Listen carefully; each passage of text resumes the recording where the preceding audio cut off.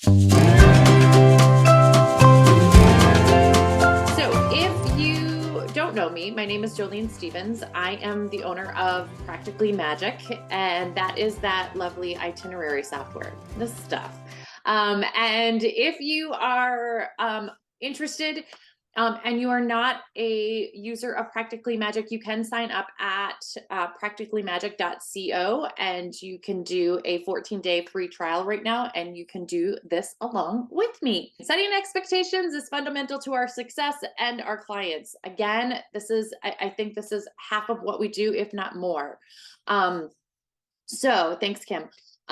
So I really think, you having an understanding of what your guest is going to, or what your client is going to experience, is going to allow you to communicate that with them. So Disneyland park hours, for what I was looking at, and also kind of what we're seeing now, 8 a.m. to midnight. So that's really important. Okay. So what I'm going to start out first with is, when we talk about Practically Magic and how to set it up, I'm going to add early park hours first. And so when we talk about early park hours, right, that's that half an hour before park opens. And I'm going to put it in as an activity. The reason I'm going to put it in as an activity is because I'm going to put a date and time associated with it, so it pulls it up into my trip overview.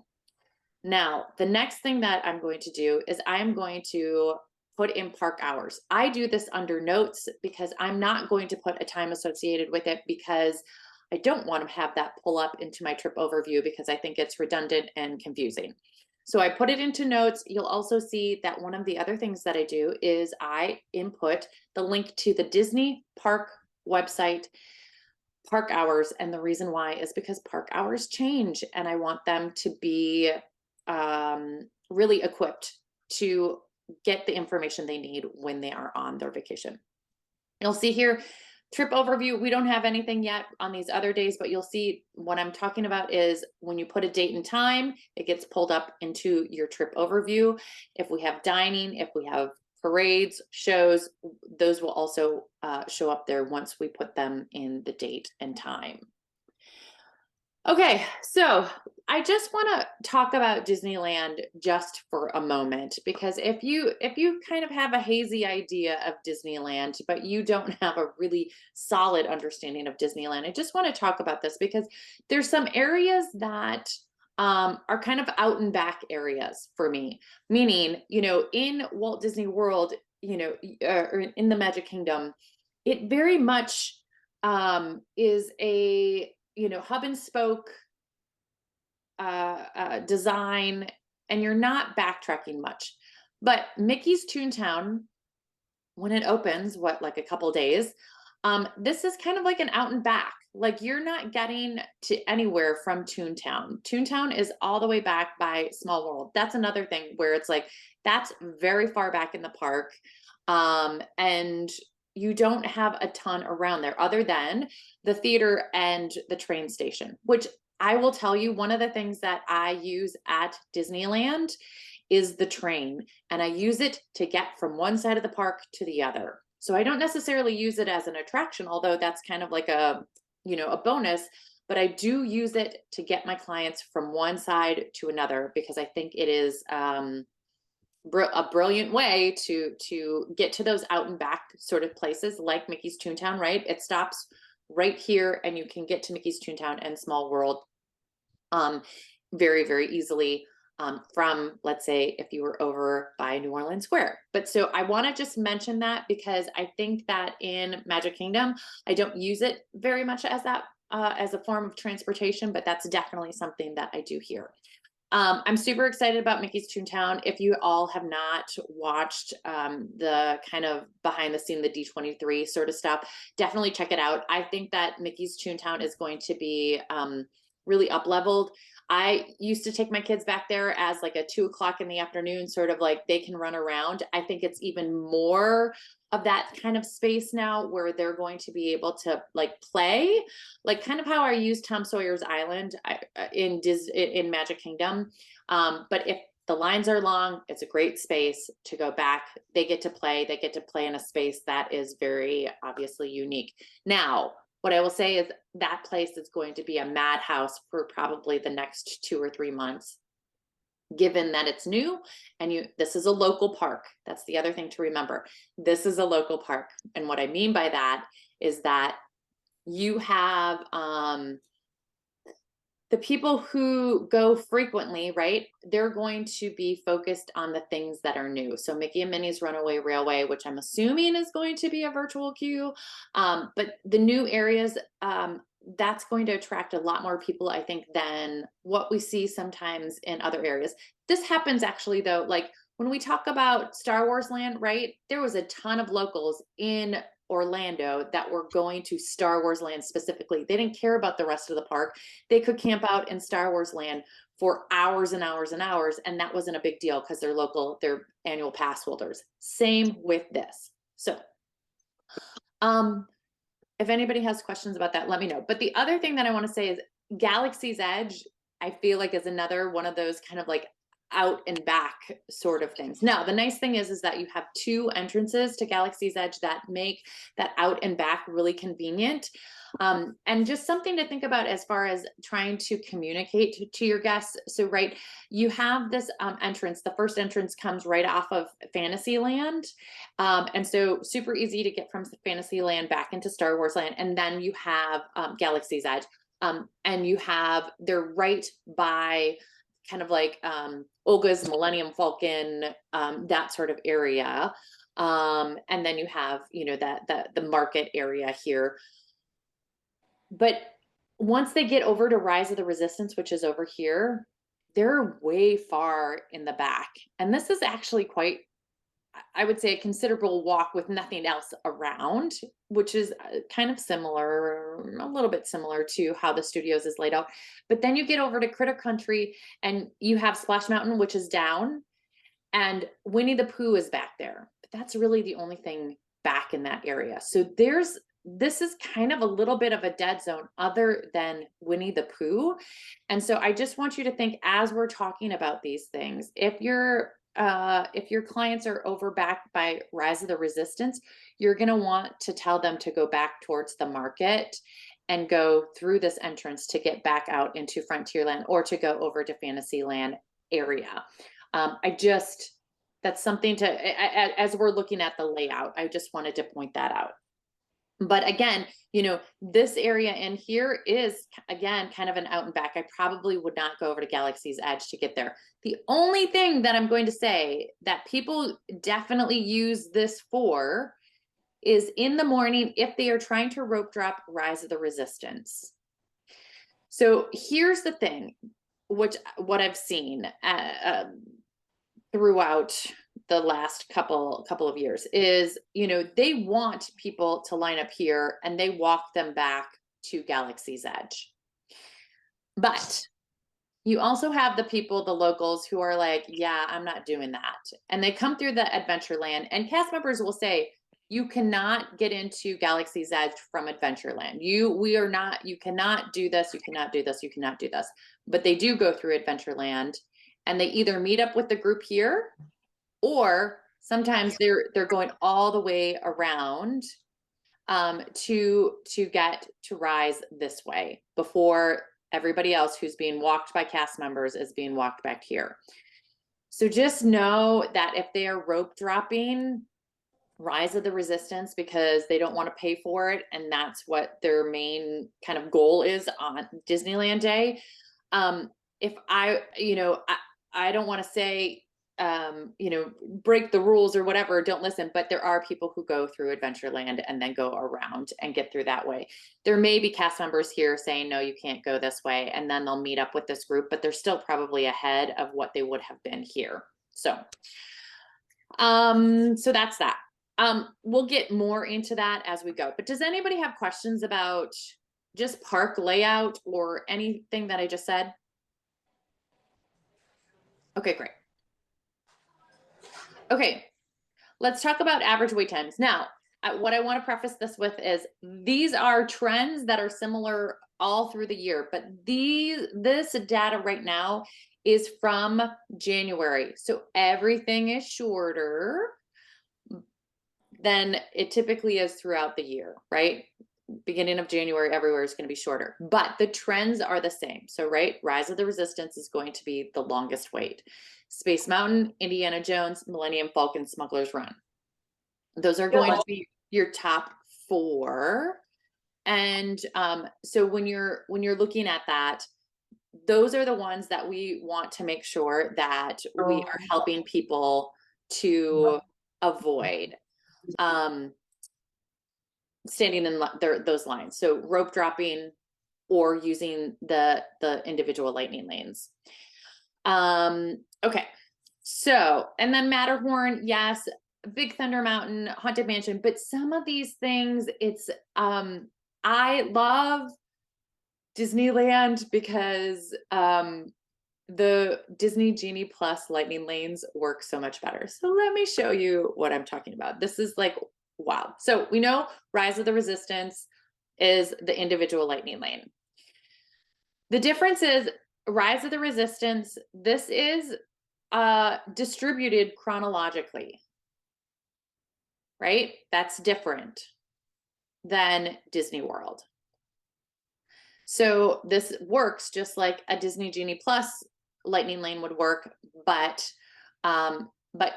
you're paying extra for it. You're not getting to choose the time that you want.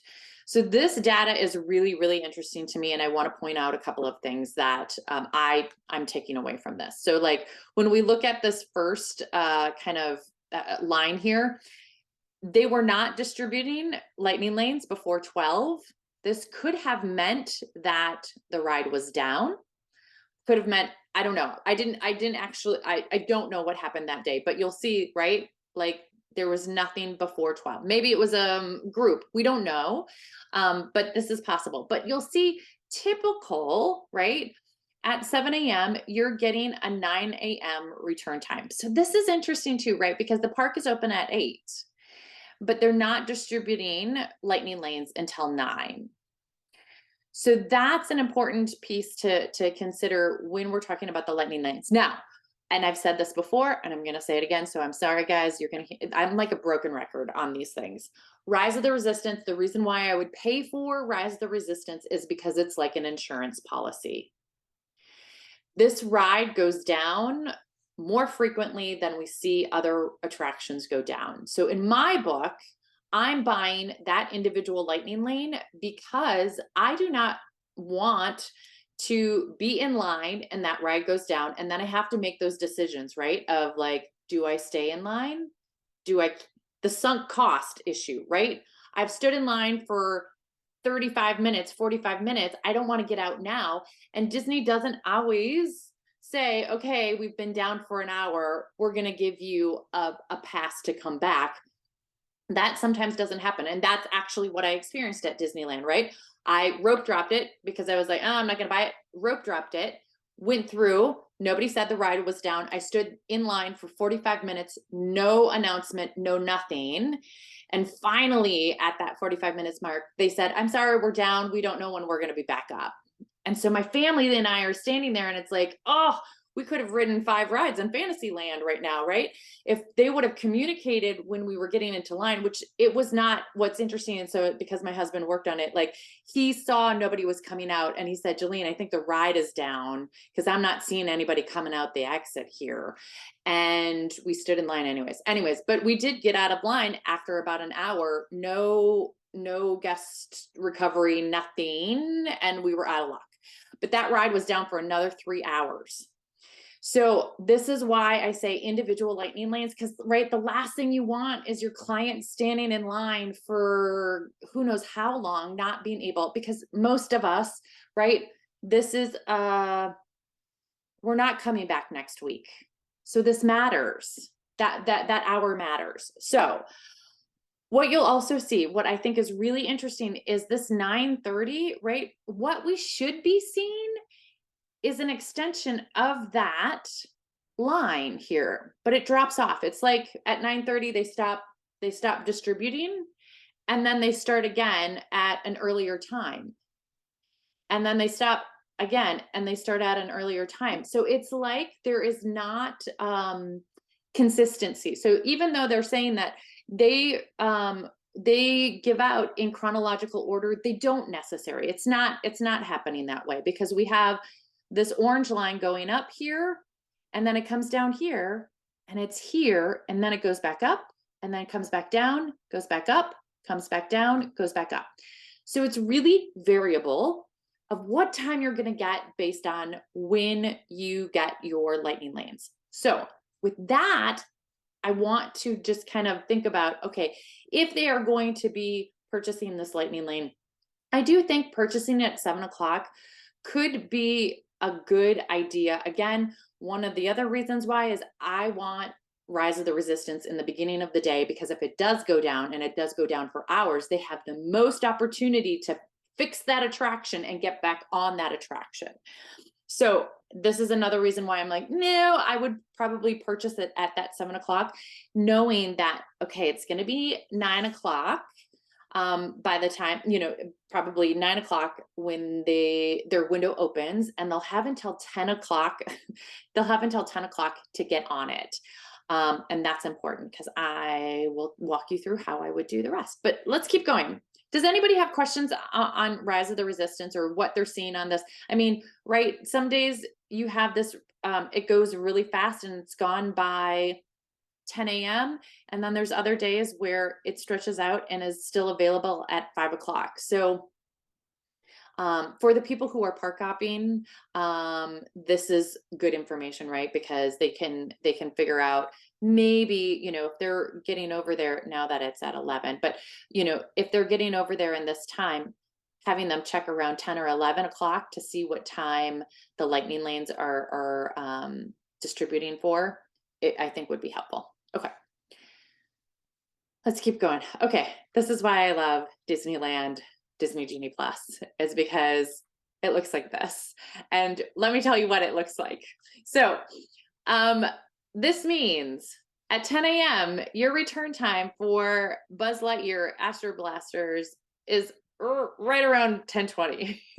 And that's a beautiful thing, right? Like, having the return times really close to the distribution time is just, it makes everything easier. Now, by 2 o'clock, you have a little bit more variability, but you're still probably within about an hour from the time that you are trying to get it. So that makes planning, it makes it easier for your clients, all of that. But so we're going to put Buzz Lightyear in our little memory of like, okay, that's a reliable, we don't have to really worry about that one. Star Tours, this is a weekend, this line here, it looks, obviously it looks a little bit like an anomaly. So when we really look at Star Tours, the same sort of thing. At 2 o'clock, you're like maybe at 2:30, maybe 2:45 at the latest. And so really easy. So those are two really, I think really fun attractions, and probably ones that you want to get your clients on in Tomorrowland. So, and then when you get to Millennium Falcon Smuggler's Run, right, we have a little bit more variability in there, but when we talk about it, we're at 12 o'clock, maybe the latest we're out at is 2 o'clock, so within 2 hours. So this is also, we still have pretty good consistency, and what we have is the ability to put it out later in the day. And let's say at 2 o'clock, it's not booking for 6 p.m. We're still at, 4:30-ish at 2. So, but we're starting to get a little bit more of a gap between the time that we are booking it and the return time. And then when we go to Big Thunder Mountain, this is, again, a little bit more variable, right? We have some that are pretty close, and then some that are a little bit further out. I will tell you, Big Thunder Mountain, I feel like, and you can't do this anymore, but we used to do Big Thunder Mountain like 3 times a day with Max Pass.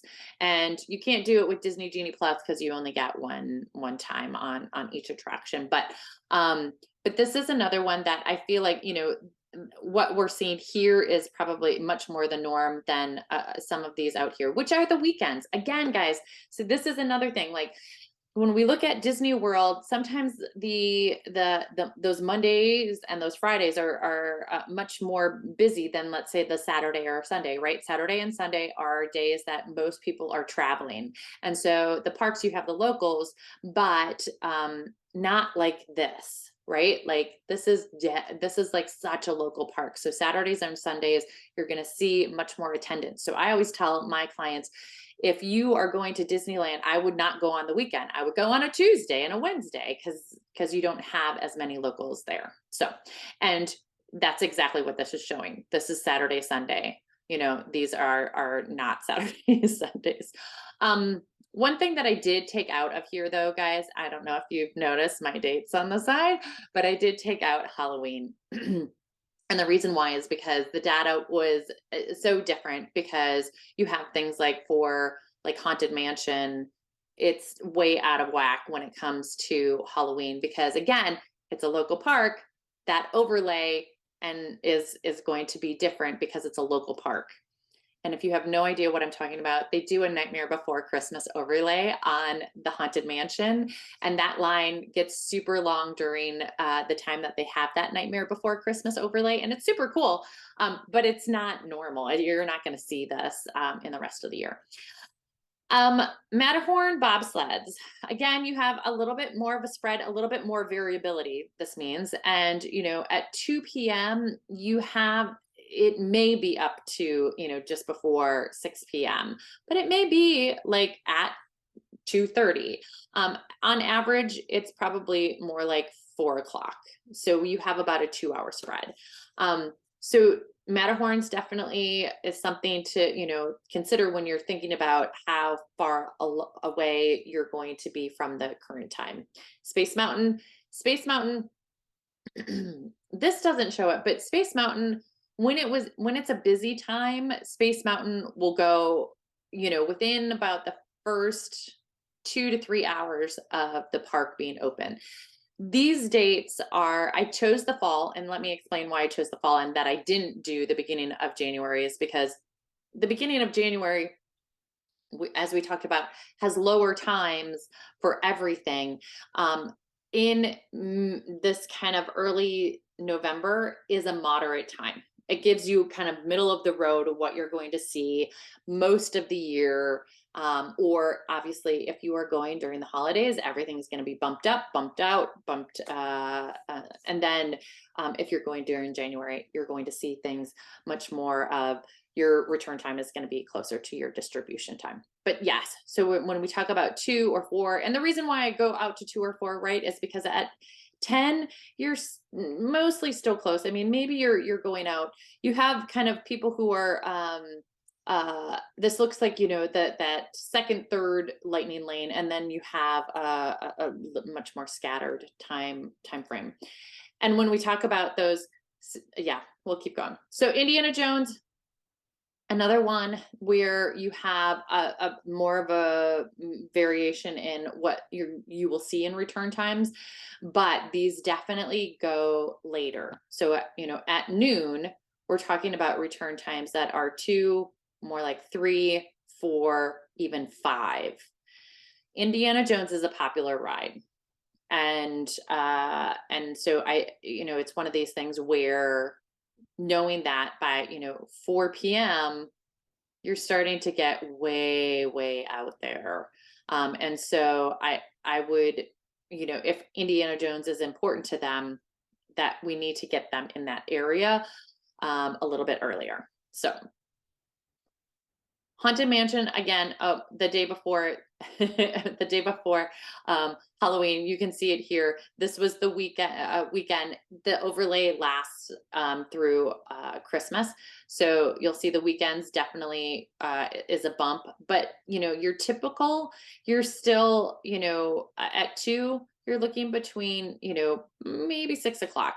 Again, I think that this data for the Haunted Mansion is pushing everything later than what you would see in a typical season that does not have Haunted Man, or does not have the overlay. And that also goes for It's a Small World, right? Because they do the Christmas overlay. And that's really interesting. I do not have the data for Small World during that time because it was down because they're doing the overlay. But let me explain what happens. If you have somebody going to Disneyland during the holidays and Small World is going to be up and running, let me tell you what happens to the lightning lane, right? Because everybody wants to ride it once the lights outside are on. I want to say that happens at 3:30 or 4 o'clock. I'd have to look, but so nobody gets that lightning lane. Nobody cares about the lightning lane for Small World. And so like the distribution times, like you don't see them going up in times.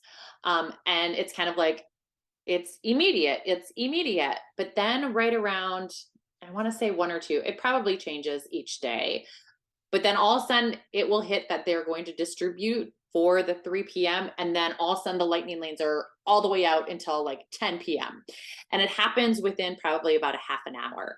So if you have clients who want to experience that, you're going to need to talk them through, before you make your next lightning lane, take a look at when you see Small World and what time they're distributing. And if it's about 1, then you hold off and you wait until you keep refreshing.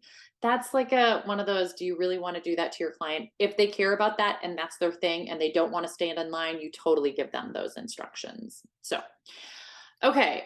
Now, I pulled this from thrillldata.com directly, and this is again January.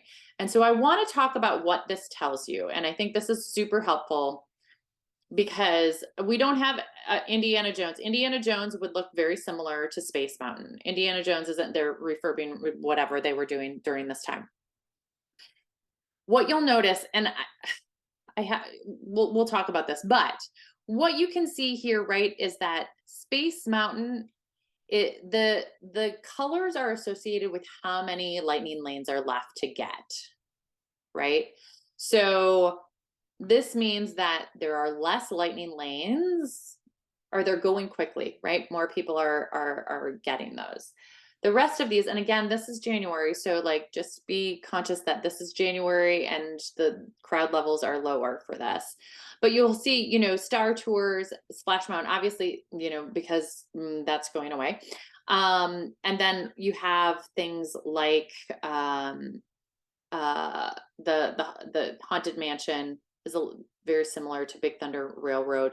These get a little bit darker, but by far Space Mountain is the attraction that you're going to see go away the fastest.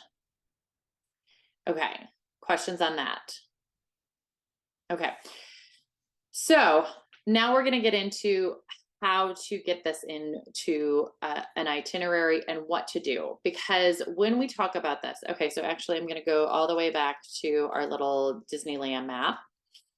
And when we look at this, so if you have young children, well, actually, the other thing that I want to talk about is, right, we have lots of attractions that do not have lightning lanes in Disneyland that Disney World does. So when we talk about this, things like Peter Pan does not have a lightning lane. Jungle Cruise does not have a lightning lane. It doesn't need a lightning lane here, but it doesn't have a lightning lane. Pirates of the Caribbean, no lightning lane. So when you're talking about what you have to lightning lane, they're the ones that we just went through. And those are the ones that were sorry guys, I'm gonna flip back and forth. So Rise of the Resistance, Star Tours, Splash Mountain, which we're gonna take off, Space Mountain, Millennium Falcon, Smuggler's Run, Matterhorn, Indy, Haunted Mansion, Buzz, Big Thunder, Autopia, and It's a Small World. Now, so when we look at this, so let's talk about, I'm going to go through what, if you have little ones, where I would start is in Fantasyland. And this is true for Magic Kingdom too. I like starting in Fantasyland. You have so many attractions in a small space. You can totally bang them out. And when we're talking early park entry, right? Fantasyland and Tomorrowland are 2 lands that are open. And so Fantasyland, obviously, Peter Pan, going and rope dropping Peter Pan is a great way to start. I would do Peter Pan, then I would do Snow White. You could do Pinocchio and Mr. Toad's. You could also come back to those. Um, but I would do Peter Pan and Snow White. Snow White is still experiencing, they reimagined Snow White. It's really great. It has actually a lot of things that the Seven Dwarfs Mine Train has, as far as the dwarves and, Dopey with the jewels on his eyes and making them look funny. But so I would do at least Peter Pan and Snow White. If you wanted to bang out like the ones in Fantasyland that have the longest lines, it's Peter Pan, Snow White, and then Alice. And Alice is over here. So it's a little bit, you're going to do Peter Pan, Snow White, and then Alice. You could do the teacups at that point. If you did this and you have little ones who are though tall enough and would want to do Matterhorn, I would do Matterhorn first as your first lightning lane. As your first lightning lane. I would rope drop Peter Pan, Matterhorn first. And what you're also going to do in this, right? Rise of the Resistance. You're going to go get Rise of the Resistance when you enter. So actually, let me go to this. I'm only telling you the small little ones because we're going to talk about kids that are a little bit older than those, and I'm going to do that one actually in Practically Magic.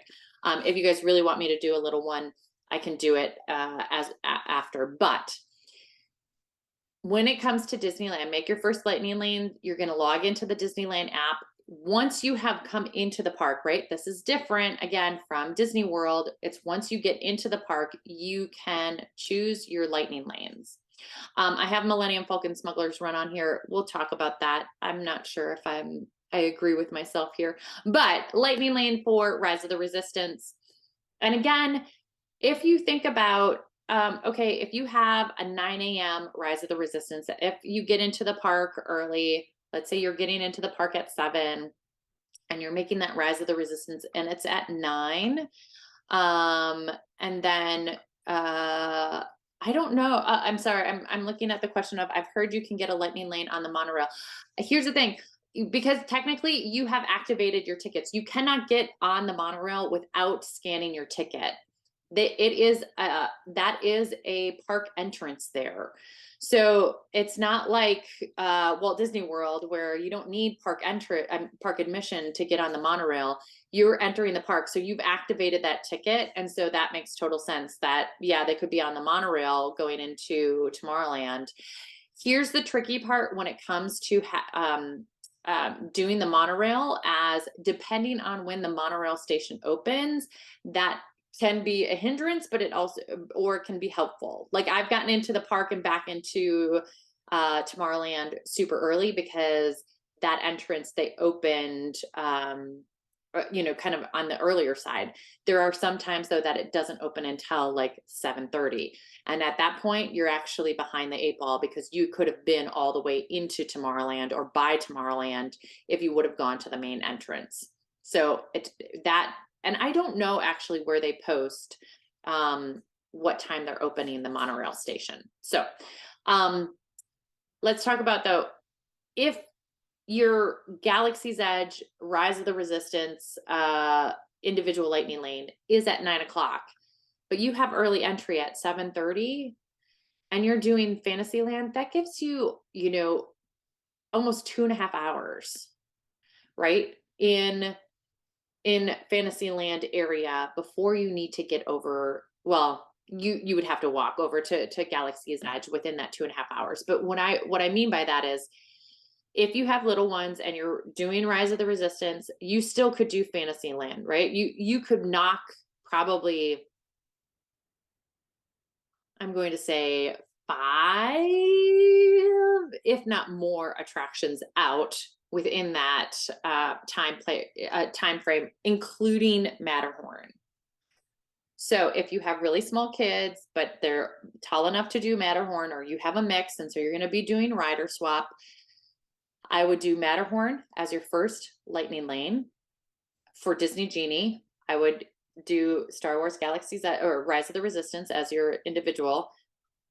Come in here and do as much of this as you can until about 9:30, and then start making your way over into Galaxy's Edge to do Rise of the Resistance. As soon as you get off the Matterhorn, you're going to go get your Millennium Falcon Smuggler's Run Lightning Lane, and that's how you're going to do those two. And the reason why I say this, let's take a look, just so you know what the data, right? The data is when we go into Millennium Falcon actually, well, first of all, let's do Matterhorn, right? Because as soon as you get in, you're going to have an 8, so an 8 to 9. So you still can do all of those little attractions in Fantasyland. Go over, do Matterhorn in the morning. Then by the time you get off Matterhorn, let's say, it's let's say it's you're at 9:30. If we go over to Millennium Falcon Smuggler's Run, you're still getting a 10:30-ish, which is perfect for your Rise of the Resistance. So you have those two kind of back to back. Now, the only downside to this is if you want Olga's, that means that you're pushing them to, you're probably making your Olga's reservation on the early side, or they can come back at night and do it. But that's the only part of this plan that I don't love. Although Olga's do the Bloody Banquet or the coffee, they do a decent breakfast options there. So, and actually, they have the really good cinnamon rolls there for breakfast. So if your kids need something to eat, that's a solid option. Okay, so that's for if you have little ones. Does anybody have questions about that? Unmute yourself or put it in the meeting chat. Okay, let's talk about older kids, and what I would typically do. And we'll make the itinerary this way, but I want to talk about it. So when it comes to 7:30, if we were in there at 7:30, what I would do is I would do Space Mountain first. I'm sorry, not Rope Drop Space Mountain. We would Lightning Lane. Lightning Lane, Lightning Lane, Lightning Lane. So if you have a Disney Genie, we would Lightning Lane Space Mountain first. So what we would do first though is, all right, let's do this. So we would, we're gonna not do Millennium Falcon. We are going to do in here, it would be, okay. Guys, I know, you know what? Somebody else was like, Jolene, your window needs to be bigger there. I couldn't agree more. Thank you for the feedback. Okay, Space Mountain. We're going to do Space Mountain first, but we're still going to do that Rise of the Resistance at that time. But we're going to go do Space Mountain. And how I do it is we're going to do this. And actually, I just want California Parks because I don't want to be sending my people to Magic Kingdom. Okay, so I'm going to put that as a Lightning Lane. Again, what do I do with Lightning Lanes? I want to pad the before and after. You can do Star Tours. I do Buzz first, and the reason why I do Buzz first is because I feel like Buzz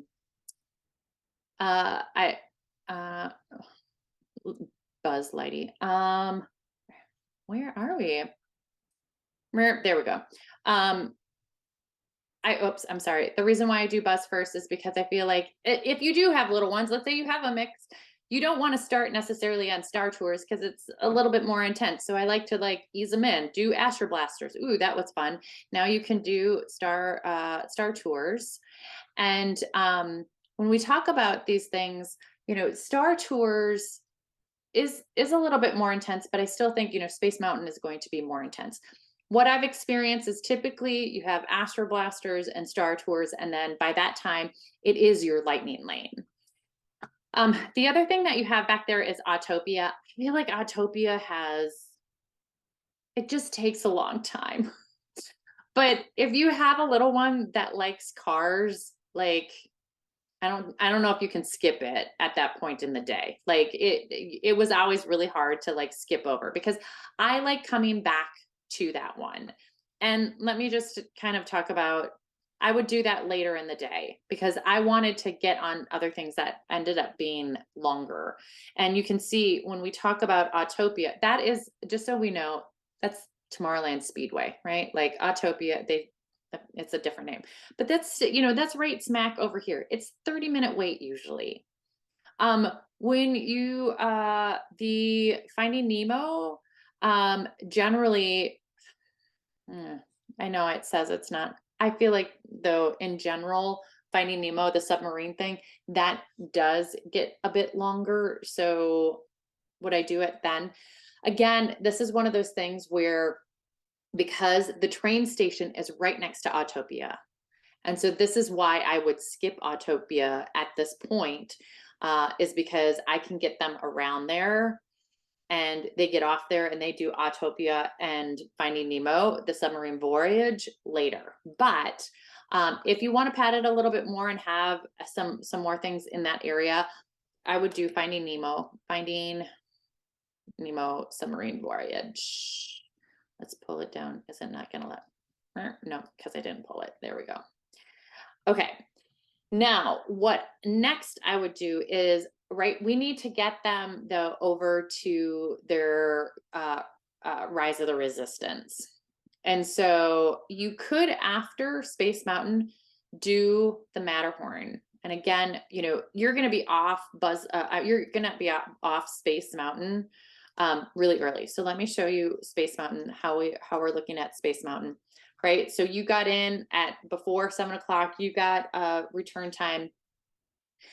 It could be at 8 a.m. You have an 8 a.m. return time, and so right after that, you can, and you've done Star Tours and Buzz, between 7:30 and 8:15. So by the time you get off of that, now you could do Matterhorn, and again, you're maybe at 8:30ish, if not like directly back in the queue. So I would do Matterhorn. And then after Matterhorn, we are going to go back and do kind of what we did with Star Wars Galaxy's Edge, which is that we're going to then do Rise of the Resistance right after that. But so you're going through this area, you're not doing everything. This is the only reason why I think is okay is if you have older kids. If you have younger kids, this is a lot of walking and you're covering ground to hit some big stuff right in the morning, but it's going to create more walking for your guests.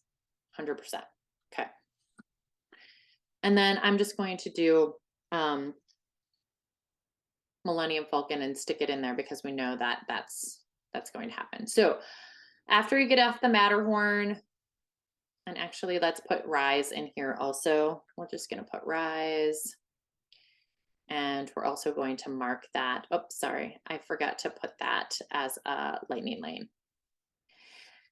All right, and by this point, like you could have them, if they have time,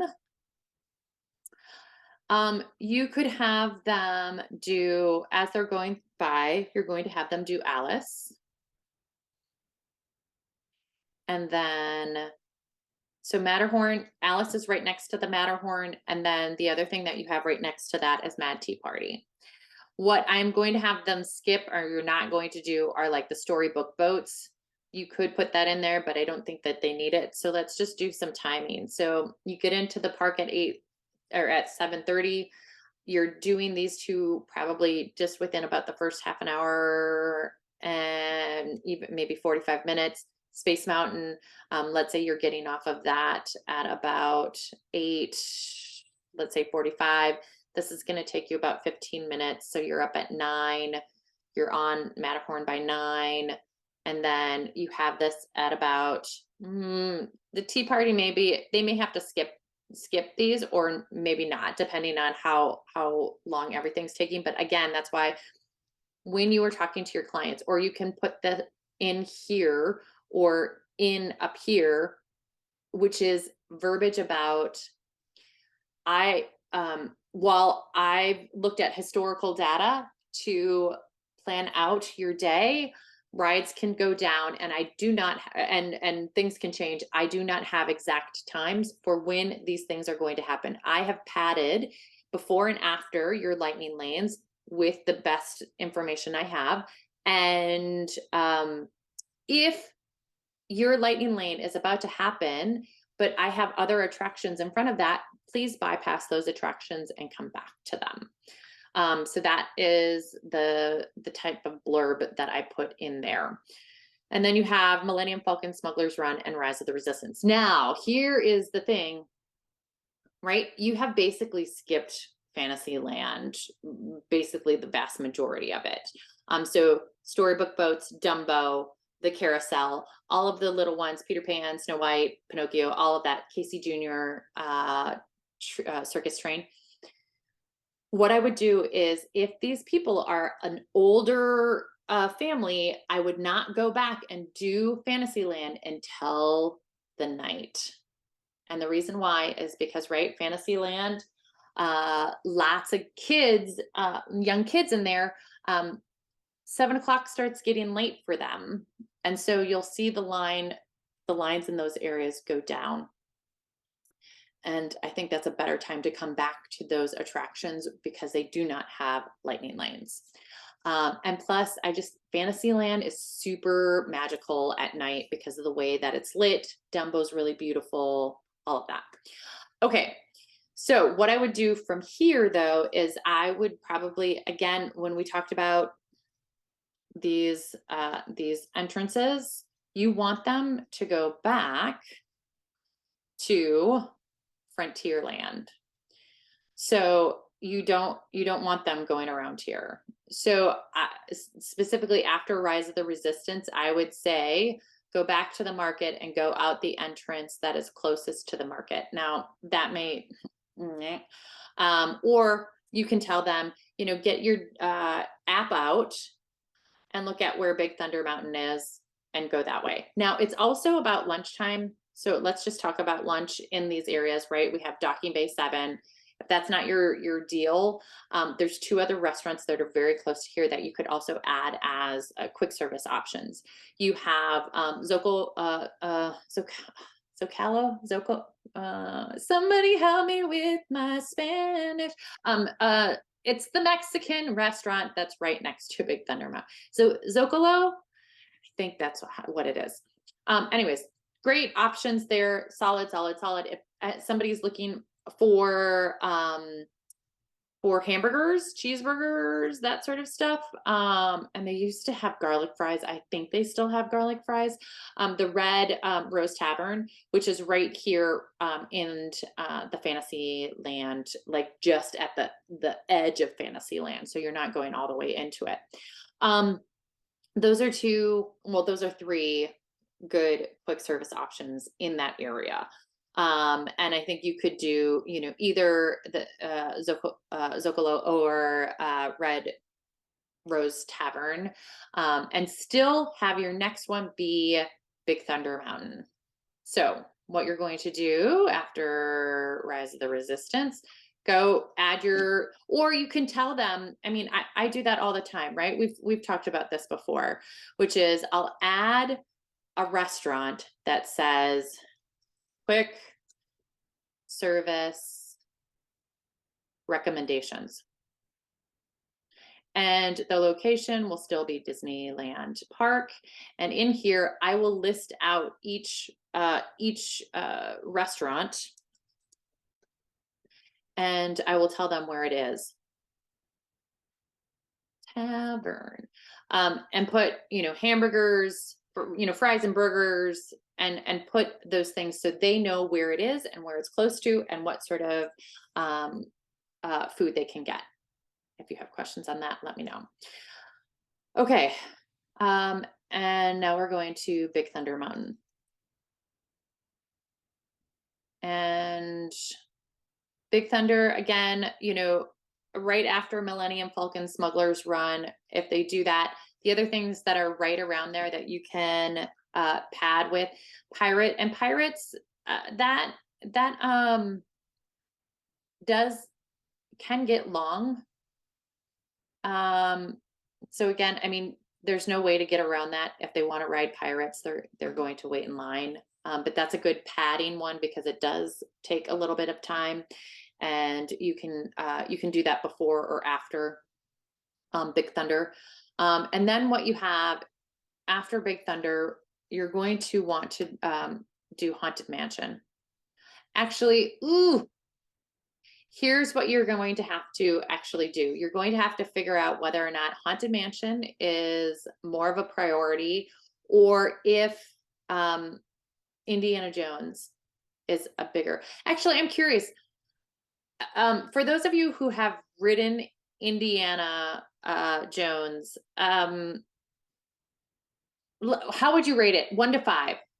Put it in the meeting chat. 1 to 5. What do you think? The 5. Okay. Oh God, I love it, Kim. Okay, 5. So okay. Well, follow-up question, Kim. Do you love dinosaur also? Yes. Okay. So, right. No, this is great because I think it's important for people who have not rode Indiana. It's just like it's the same ride system as Dinosaur. And so it's this kind of, and the other thing that I will say is I feel like but better. Well, it's all nostalgia, right? It's Indiana Jones. Like, let's be honest. Like, you like it more than Dinosaur. Yeah. Okay. So Michelle, yeah. So when we talk about this sort of thing, like, I think it is better than Dinosaur. I think it's because of the theming, because we all love, Indiana. So what I will say is I tend to not prioritize Indy, but I like that ride system is not a wow to me, but I am not my clients, right? That's the other thing that we have to remind ourselves always. We are not our clients. So like, I think asking them though, like, this is an Indiana Jones ride and it's a super exciting ride. If that is more like, yeah, duh, like that, it's a bigger ride than Haunted Mansion, obviously. Actually, I'm curious for people who have not ridden Indy.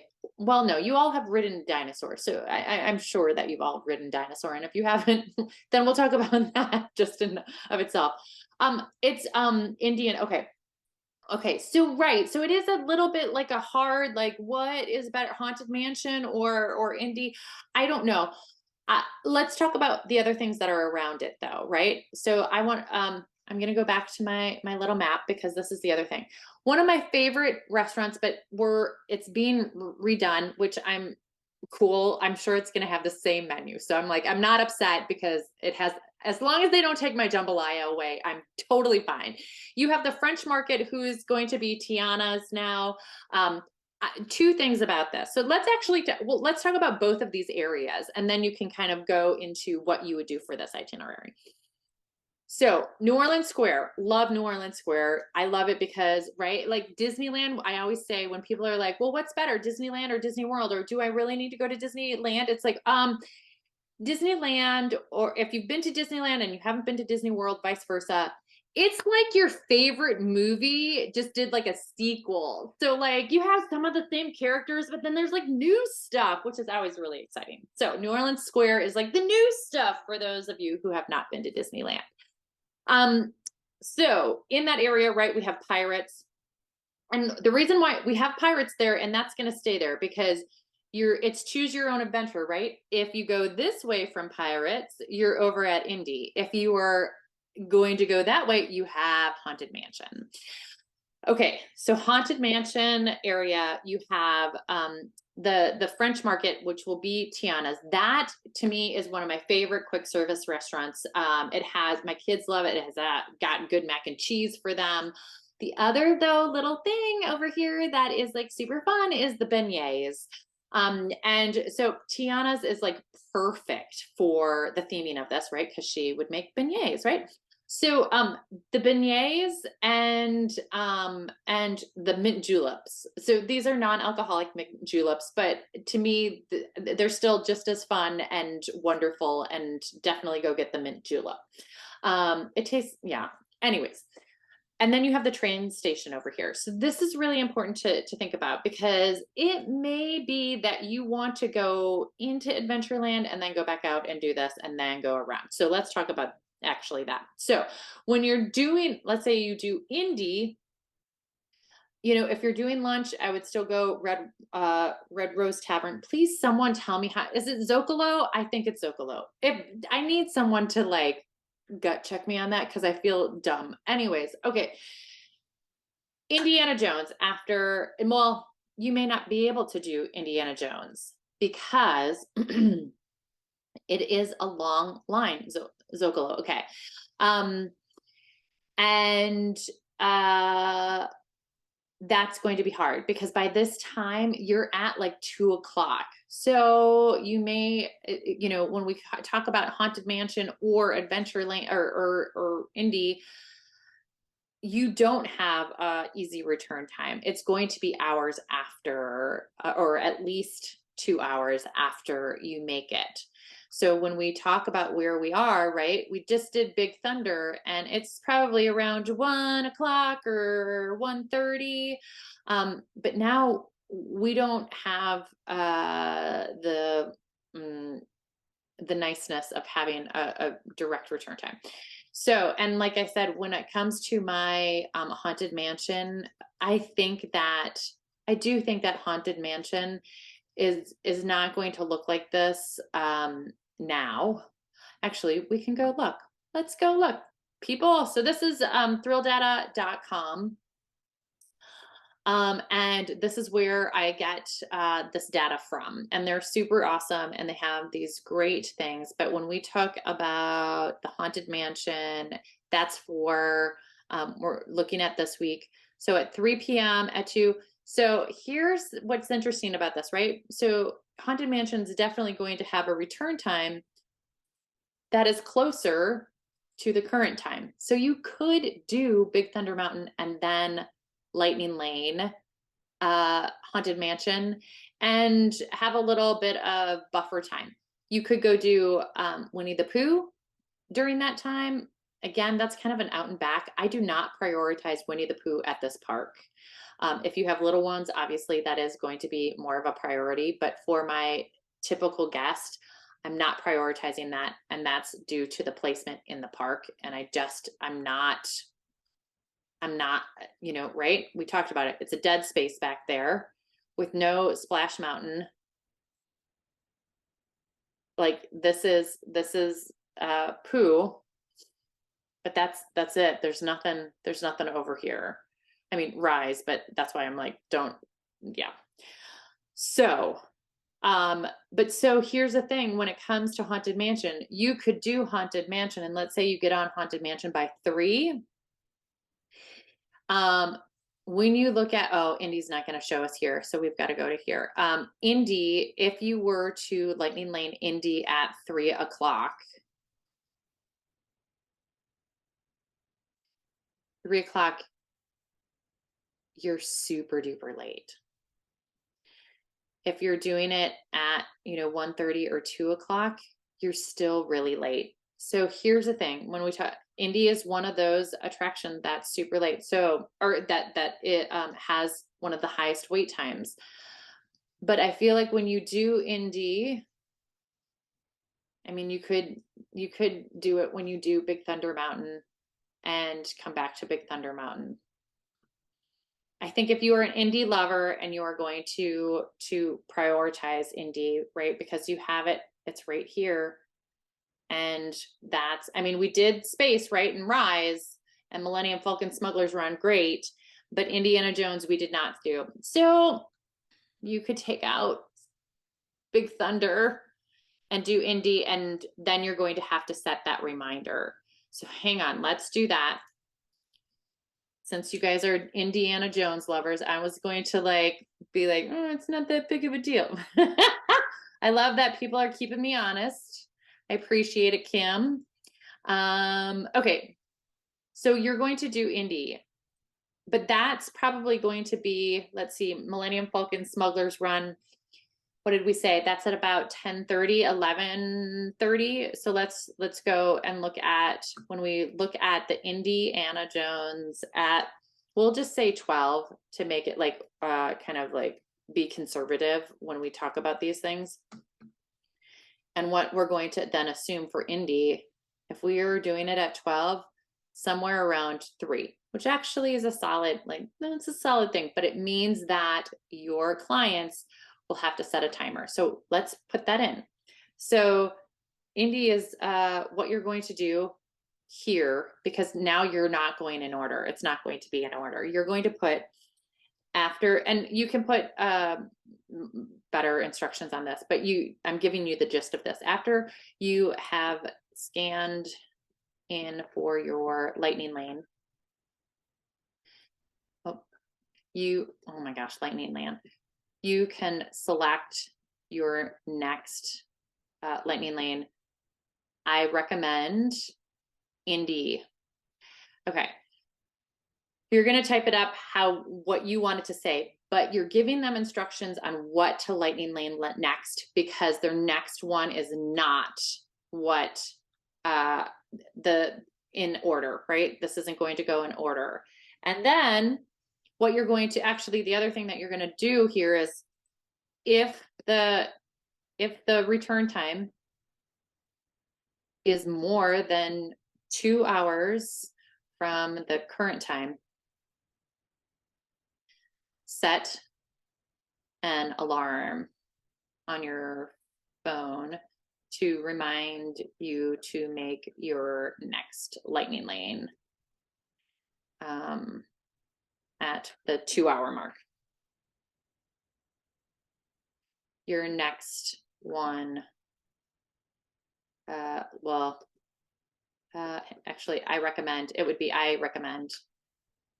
and let's talk about what we might recommend. Okay, so I changed it to include Indy. Okay, so we're going to be over at Indiana Jones probably somewhere around 3-ish, but we're still here. You still could do Pirates of the Caribbean at that time, and that's a great way to spend that time.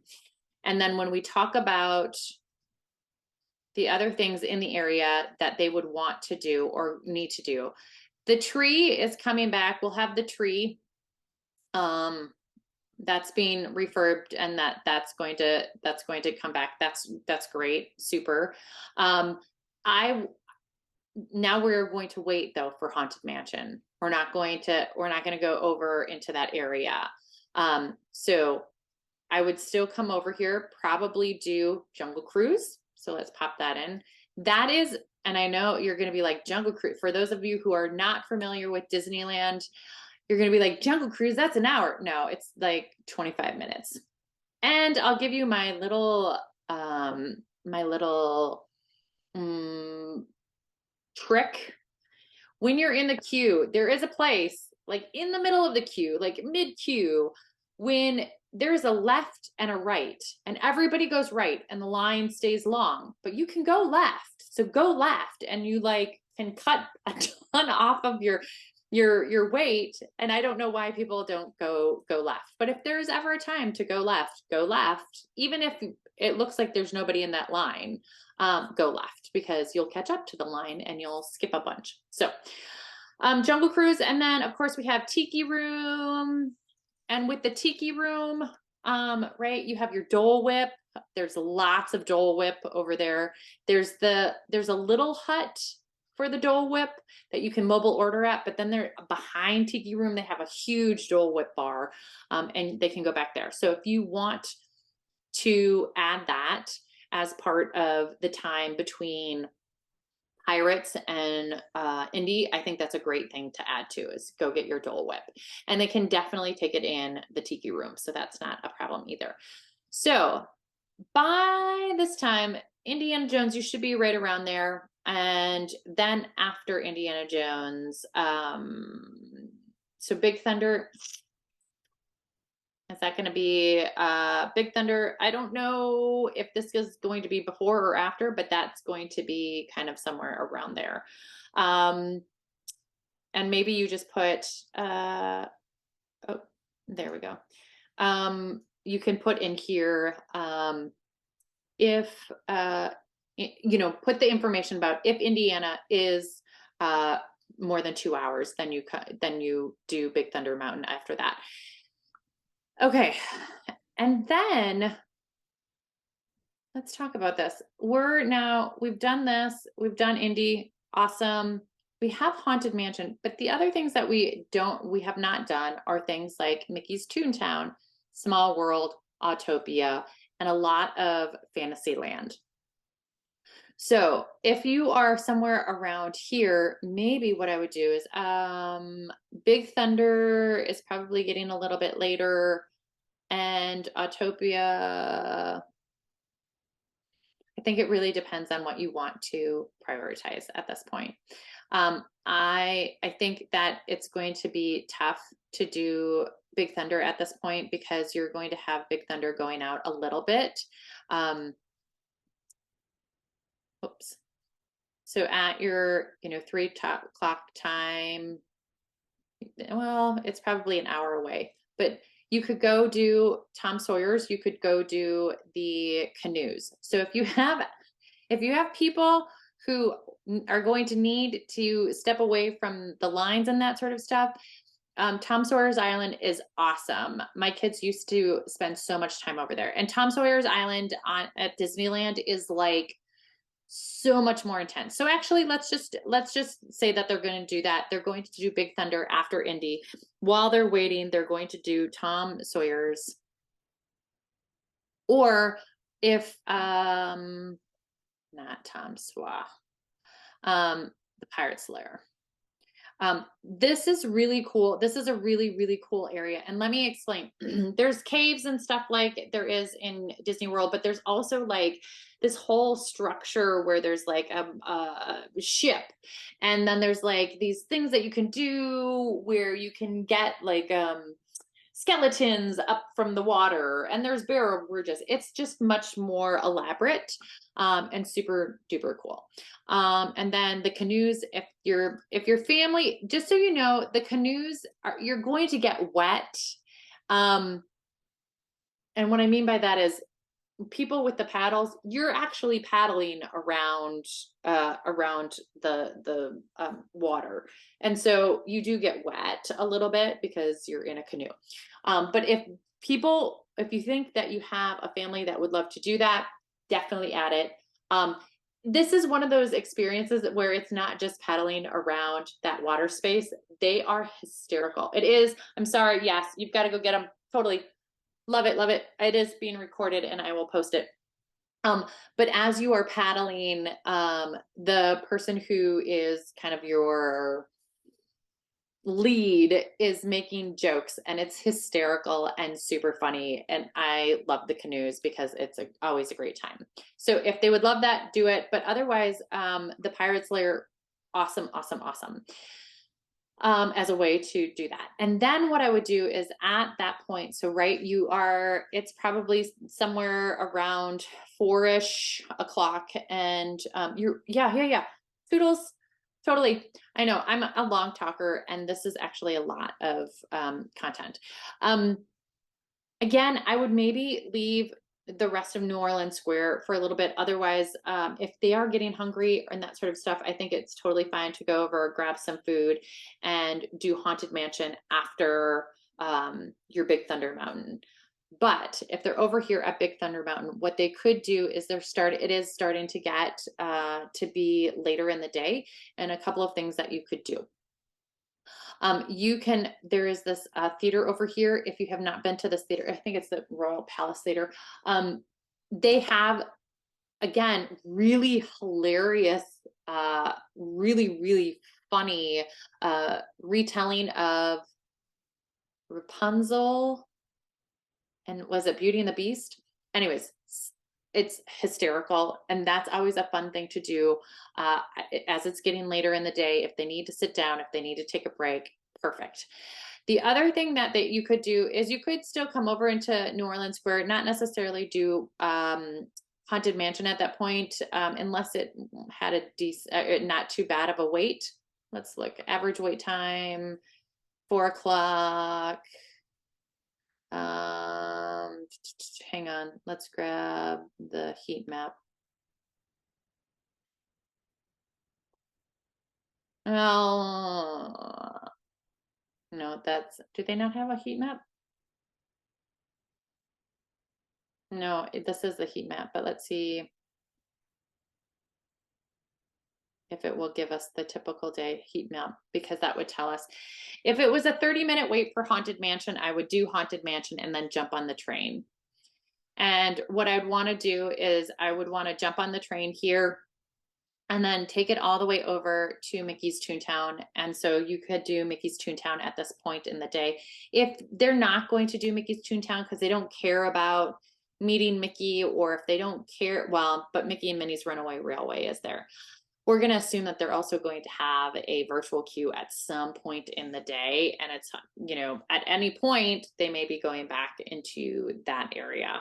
And so I'm sorry, it's a wild card. It will be interesting to see what we have for more information about what people are seeing for that virtual queue.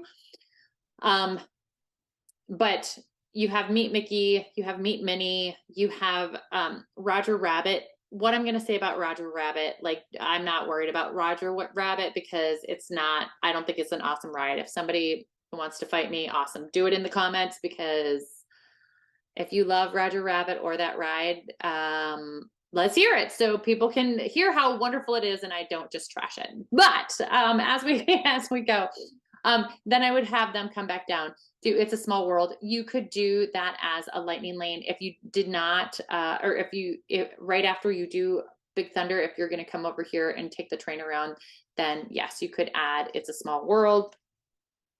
That generally isn't such a long line. So it's just kind of like a nice way to expedite that just a little bit.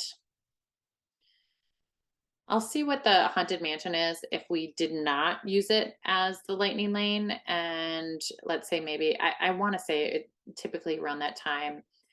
Yeah, we'll see. We'll see if I'm right. And then Mickey and Minnie's, like I said, is up back there. But then what you could do is all of these things as you're getting into that kind of 5-6 o'clock time frame, because like I said, a lot of those lines are going to get a little bit shorter. So what I would prioritize is I would go and do, right, we're going to put Peter Pan. You can always put a list of attractions, and I sometimes do this. Let me see if I can actually find how I did it, and it may not be in here. Land attractions. Is it gonna give it to me? No. I think this is in my other one. But what I would do is kind of like similar to how I did the quick service restaurants, is if you go to attraction and you put Fantasyland attractions, and then sometimes I just list out the Fantasyland attractions that I recommend for them to hit, instead of putting each one kind of a play-by-play, so they know, like, hey, if you have time, or I could put, if you have time, these are the ones that I would do, or what I would recommend. But yes, I definitely do Peter Pan, Snow White, and my favorite is Casey Jr. Train. So I always say I like Casey Jr. Train better than the Storybook Boats. But if you have people who, they're going to want to hear about each one of the little, the Storybook Boats, if you don't know what it is, Storybook Boats and Casey Jr. Train, they go around the same areas, and it's all of like these little villages from the different fairy tales. And in the Storybook Boats, they talk about each one. Casey Jr. Train, you're really just on a train ride, and you get to see the overview, but you don't hear much about it. I like the train, but the boats are really cute too. Do you have to do both? I wouldn't necessarily tell anybody that they have to do both unless they have little kids and like that's their jam. Mr. Toad's, maybe you put Mr. Toad's on there too, because it's the only place, nostalgia, whatever you want to call it. And you do that part. RR sucks. What's RR? Wait, what's RR? What's RR? What? Wait. Oh, yes, Roger Rabbit. Thank you. Yes, Roger Rabbit. Thank you. Yes. I'm like, what's wrong? Oh, but the Gadget Go coaster back there, is cute. It's just like Barnstormer. So what we're talking about is back in Toontown. Roger Rabbit, lame. I went. I mean, you could go on it, but if you missed it, it's not. You're nobody's gonna be like, "Hey, did you ride this?" And you're gonna be like, "No, I didn't even know about it." No, nobody's gonna ask you. Gadget Go coaster. I think they did maybe a overlay. I don't know if they rethemed it or not. But that's like Barnstormer. So that's also back in Toontown. Toontown is again one of these places where I think now is just like a chill out, let your kids run around kind of place, which I'm super excited about. And it has, I mean, all the other Toontown stuff that's back there, it was super cute as it was. But so yes. Oh, Dumbo. We didn't put Dumbo in. Of course, Dumbo is a great one to do at that. And yeah. Okay. So now you're solidly back in kind of your Fantasyland area and doing Fantasyland area. You could go over, you could do a couple of different things. You could go over and go back and do your Autopia and have that done. And at that point, if you wanted to pop on Buzz again or not. If you had to do the Haunted Mansion and you didn't do it though, you can go through and do Autopia and then jump on the train. Here's the thing, this train between here and Main Street USA has the old diorama, like it's all the dinosaurs. And this is like something that like Walt did for the World's Fair. There's a lot of history in that area. But if you wanted to, you could go from Autopia, take the train, stop at Main Street, and then drop off in New Orleans Square and do Haunted Mansion at the end. I think I would stand in line for Haunted and then just come over here, stay in this area, and then Autopia, or this area and Mickey's Toontown. Yeah. What questions? The other thing that I will say is next time you guys are going through this train, right here, there's a noise that happens in the dinosaurs where like the lightning strikes, and it sounds just like Tower of Terror when the lightning strikes in Tower of Terror. I don't know if anybody has noticed that. Anyways, questions, comments, moans, groans. Yeah.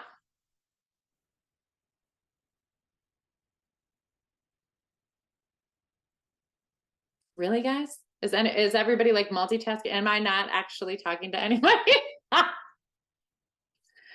I know Kim's here because she's so many gems. Thanks for sharing. Okay.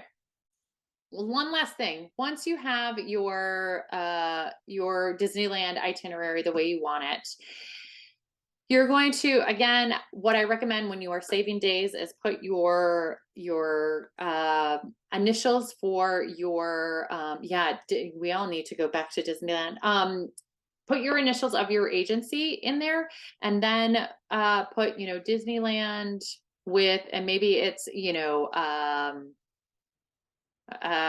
with Big Thrills, or whatever, however you want to do it. One of the things that I'm going to say is you only want to put your initials when you are saving a day. This does not show to your clients. On every other entry, it shows whatever you put in this name is going to show to your client, but with days it doesn't show. So you can do it. The reason why I put the initials in the front of it is to make doing or when you are searching for it, it makes it easier. If you're an agency owner, save it to your agency content library so all of your agents have the ability of being able to pull that also. All right, we'll see you later. I'm gonna shut it down unless anybody has any other questions.